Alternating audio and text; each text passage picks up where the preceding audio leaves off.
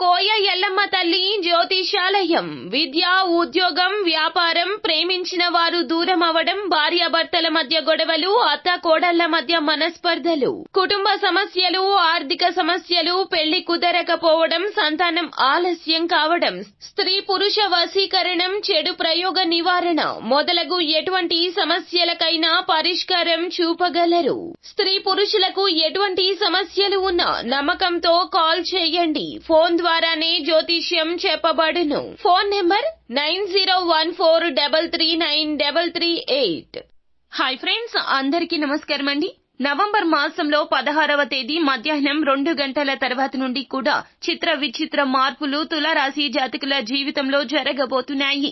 అది ఏమిటి అంటే గనక, ఓ భగ్న ప్రేమికురాలు మీ భార్యాభర్తల మధ్యలోకి లేదా ప్రేమిక భాగస్వామికి మీకు మధ్యలోకి రాబోతూ ఉన్నది. మీకు జరగబోయేది ఇదే. అయితే జరగబోయేది శుభమా అశుభమా, వారి వలన జరుగుతుంది ఏమిటి, వారు ఏ ఉద్దేశ్యంతో మీ జీవితంలోకి రాబోతున్నారో తదితర పూర్తి వివరాలు అన్ని కూడా మనం ఈ వీడియోలో సంపూర్ణంగా సవివరంగా తెలుసుకుందాము. అంతకంటే ముందు ఫ్రెండ్స్, వీడియోని పూర్తిగా చూడండి.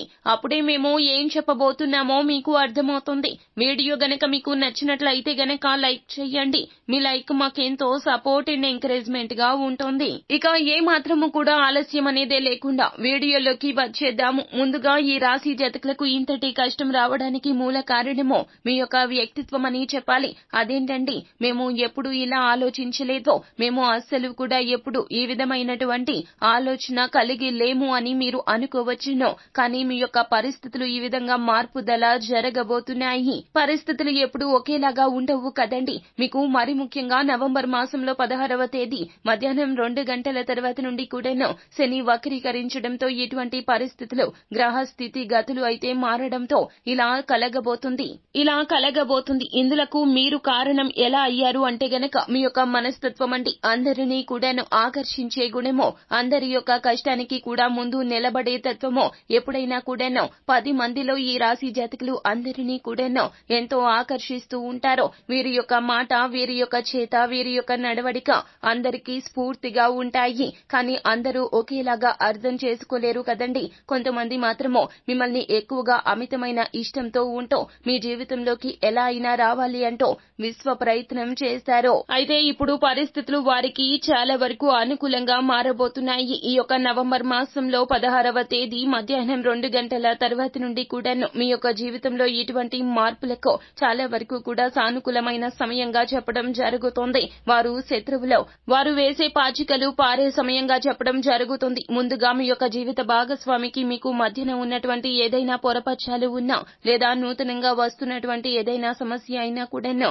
తెలివితేటలతో పరిష్కరించుకునే ప్రయత్నం చేయండి. మీరు ముందుగా మీ యొక్క నాయకత్వ లక్షణాలు పక్కన పెట్టి, మీరు స్త్రీలు అయినా పురుషులు అయినా జీవిత భాగస్వామి ఏం చెప్తున్నారో వారు మంచికి చెప్పినా కూడా మీరు చెడుగా అర్థం చేసుకోవచ్చు. ఒకవేళ వారు చెడుగా చెప్పినా కూడా వారితో మీరు ఏకీభవించకపోయినప్పటికీ కూడాను వారికి అర్థమయ్యేలాగా చెప్పే ప్రయత్నం చేయండి.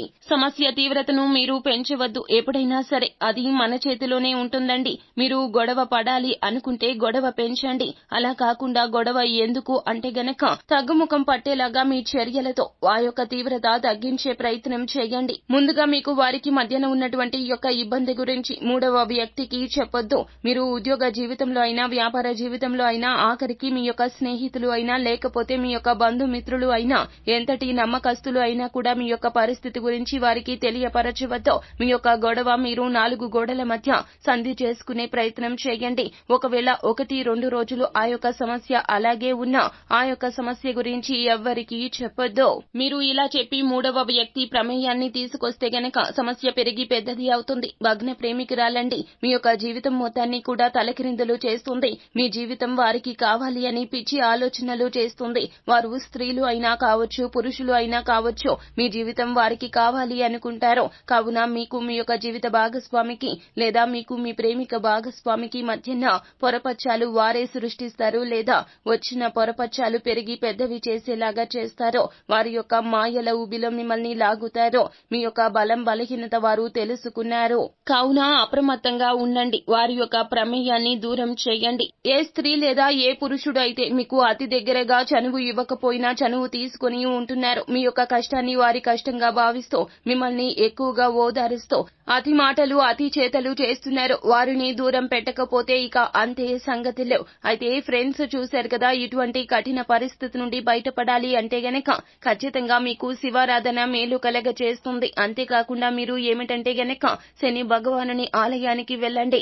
శని భగవానుని ఆలయానికి వెళ్లి నవగ్రహాల చుట్టూ కూడాను మీరు 3 ప్రదక్షిణలు చేయండి. ఆ తర్వాత శని భగవానుని వద్ద నువ్వుల దీపాన్ని వెలిగించండి. అంటే నువ్వుల నూనెతో దీపాన్ని వెలిగించండి. ఆ యొక్క దీపం వెలిగించేటప్పుడు అందులో 2 పువ్వు ఉన్న లవంగాలు వేయండి. అలాగే స్తోమతకు తగ్గట్లుగా నల్ల నువ్వులను దేవాలయంలో ఎవరికైనా దానంగా ఇవ్వండి. ఇలా చేస్తే ఖచ్చితంగా సమస్య నుండి బయటపడగలుగుతారు. సో ఫ్రెండ్స్ చూశారు కదా, ఈ వీడియో గనక మీకు నచ్చినట్లయితే గనక లైక్ చేయండి. మరిన్ని వీడియోస్ కోసం మా ఛానల్ ని సబ్స్క్రైబ్ చేసుకొని ఫాలో అవ్వండి. Thank you.